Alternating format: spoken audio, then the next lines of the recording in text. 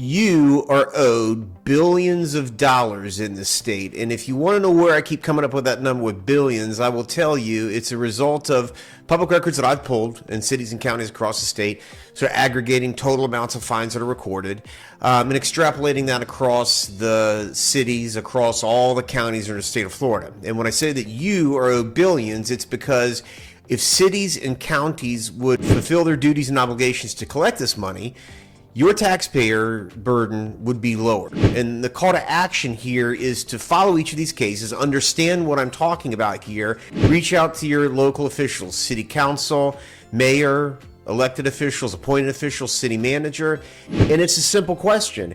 If all these foreign corporations, people that have abandoned properties, have cost me as a taxpayer all this money for code enforcement people going out there, citing them, violating them, and then over and over again, they're literally spending our money. They're taking your taxpayer dollars that could pay for teachers or cops or good streets or parks or whatever else, and instead, your taxpayer dollars are being used to mow grass, to board up buildings, to fix roofs, to take care of other people's property. It's got to stop. It stopped now, because you're going to share these videos with elected officials, and they're going to look at every single code enforcement department and say, look, guys, we're collecting this money owed to taxpayers. What I want to lean in here now is an interesting case out of the 11th Circuit. This one made it all the way up to the federal court, Innova Investment versus Villa Key Biscayne. So this was a totally plain Jane, vanilla code enforcement case. In that particular instance, it's alleged in 2011, somebody goes about and is demoing a condo and doing work on it. Code department caught him, and they brought him in front of a trial, a code enforcement trial.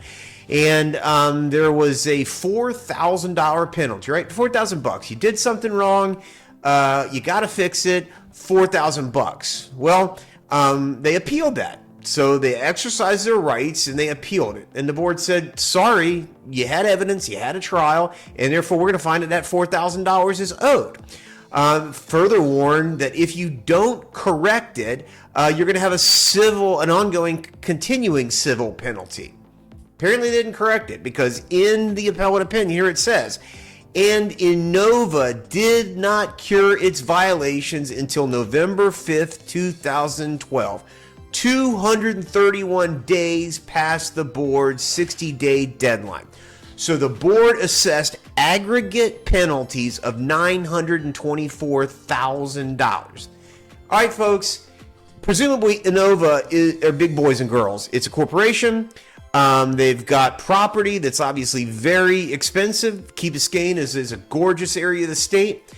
But for reasons that are not in this long appellate opinion, Innova decided we're just not going to comply with the code board. And they exercised their rights to appeal what the code board did, and then did not cure it within, the 212 days or so that's quoted on here, 231 days it's quoted in here. So they took this case literally into the appellate court, all the way up to the big boy and girl court in Atlanta, the 11th Circuit, and the big fancy federal judges say, look, this is black and white. This was actually appealed from the lower appellate court, Southern District, but it goes all the way up on appeal to the federal appellate court.